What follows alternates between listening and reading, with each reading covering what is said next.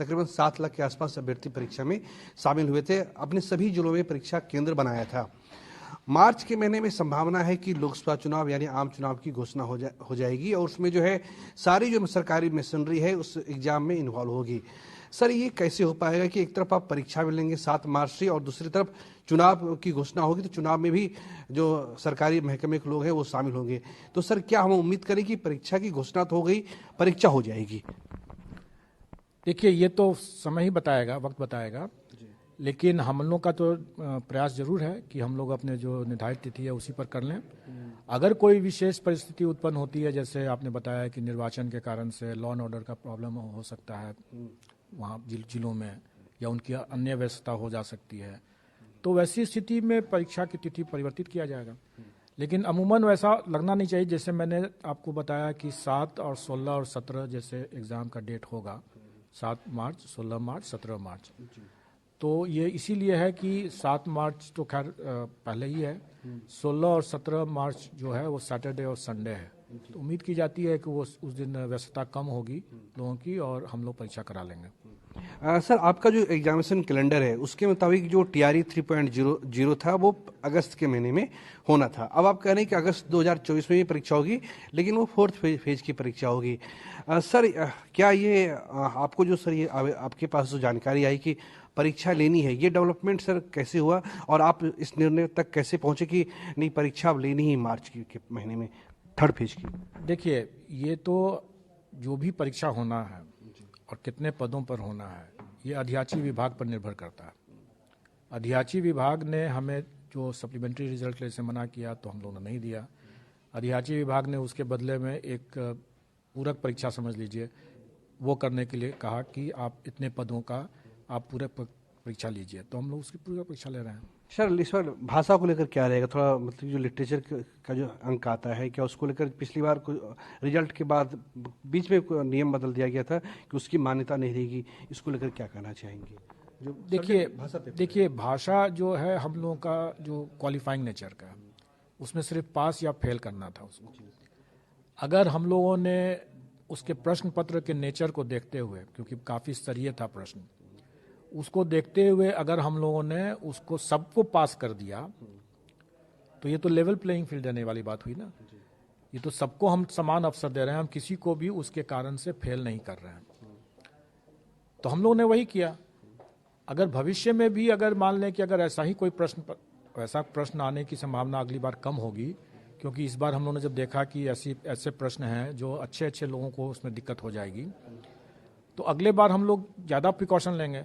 लेकिन अच्छी तरह से सब लोग इस बात को समझते हैं कि कोई भी प्रश्न पत्र परीक्षा के समय से पहले हम नहीं देख सकते हैं, हम देखते भी नहीं हैं, कोई भी नहीं देख सकता है, तो पेपर लीक हो गया है फिर तो परीक्षा केंद्र पर ही वो खुलेगा प्रश्न पत्र और वहीं पर लोग देखेंगे और पाए कि बाद में हम लोगों ने जब देखा, हम लोगों ने जब पाया, जब हमारे पास शिकायतें आने लगी, हम लोगों ने भी देखा, हमारे एक्सपर्ट्स जब आंसर की बनाने लगे तो भी उन लोगों ने देखा कि भाई ये तो ऐसे ऐसे प्रश्न हैं जो काफ़ी हाई स्टैंडर्ड के हैं।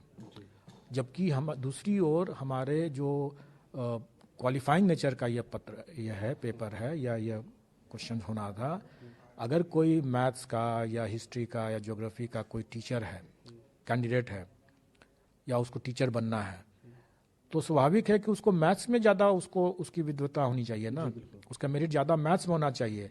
उसको तो हिंदी जो है या उर्दू है, जो भी भाषा है, वो भाषा उसको इतना होना चाहिए कि वो मैथ्स ठीक से पढ़ा सके।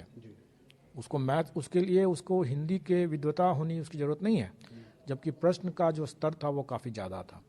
और इसीलिए एक तरह से आप समझें कि हम लोगों ने सबको बोनस नंबर दिया या सभी को पास कर दिया। जैसे तो सबको पास किया, इसलिए कोई इसमें लेवल प्लेइंग फील्ड ही रखा गया। सर, एक है कि एक तरफ आप परीक्षा तारीखों की घोषणा कर रहे हैं, दूसरी तरफ जो STT परीक्षा है उसके फॉर्म भरे जा चुके हैं, तो हम क्या मान के चले जो STT अपेयरिंग छात्र हैं, क्या उनको इस परीक्षा में बैठने का मौका मिलेगा?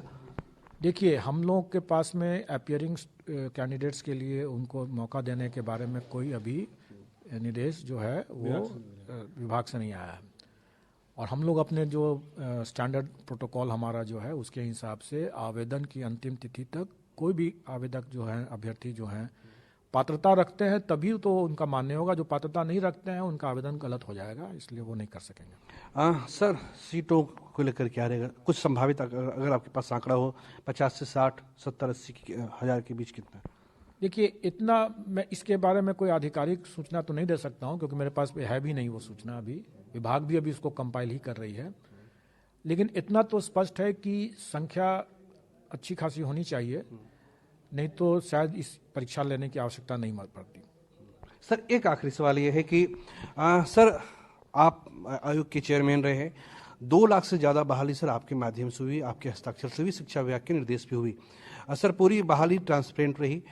सर अब जो आपकी आयोग से विदाई हो रही है, आपका जो है सर क्या कितनी आत्मसंतुष्टि है, क्योंकि ये आप ही थे, आपकी बदौलत थी जो टिस की रिपोर्ट आई थी, उसके बाद जो मुजफ्फरपुर बालिका गृह कांड हुआ था। आप कई बार कहते हैं कि जो उनकी पीड़ित जो बच्चियां थी उनको हमने रिहेबिलिटेट कराया, उनको वो हमारी एक आत्मसंतुष्टि है।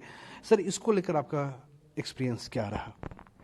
आपने अच्छा किया कि बालिका गृह कांड के बारे में आपने चर्चा किया, वो तो मेरे हृदय से जुटा हुआ मामला है, क्योंकि जो भी उन बच्चियों की हालत देखते और समझते तो किसी के भी आंखों में आंसू आ सकता था। और उनको जब हम लोगों ने जब रिहैबिलिटेट किया, उनको रेस्क्यू किया और रिहैबिलिटेट किया, और आज 5 स्टार होटल्स में हाउसकीपिंग का या फ्रंट डेस्क संभाल रही हैं, तो वो सुन करके समझ करके वो काफ़ी अच्छा लगता है और उसमें आदमी भावुक हो सकता है।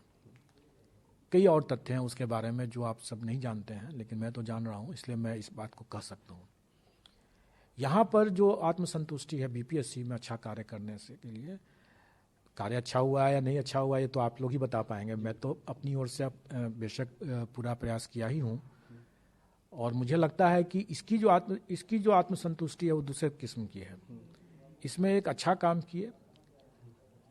किए, चाहे वो उतना ज़्यादा उसमें हृदय न हो जितना जो भावुकता वाली बात जो आप बता रहे हैं वो बालिका गृह कांड से है, लेकिन इसमें हम लोगों ने एक अच्छी रणनीति अपनाते हुए, एक पारदर्शिता बरतते हुए, और जो इसको पटरी पर लाने वाली जो बात कह रहे हैं उसका संतोष तो जरूर है कि अब हम और उसी संतोष और उसी कॉन्फिडेंस को ध्यान में रखते हुए ही तो हम ये कह पा रहे हैं कि आज हम इस स्थिति में हैं कि सरकार इतने अल्प नोटिस पर भी अगर हमें जैसे TRE 3 करने की बात कर रही है तो हम इसको कर देंगे। हमसे बात करने के शुक्रिया, धन्यवाद। तो ये हमारे साथ आयोग के चेयरमैन अतुल प्रसाद थे। इसमें कहीं कोई संदेह नहीं कि इस वक्त जो कि पूरे देश में बेरोजगारी अपने चरम पर है, बहाली लगातार ली जा रही है, लेकिन दरअसल मामले इस तरीके से आप समझिए कि एक परसेप्शन बिहार में बन गया है कि जो बहाली हुई है शिक्षा विभाग में 2 लाख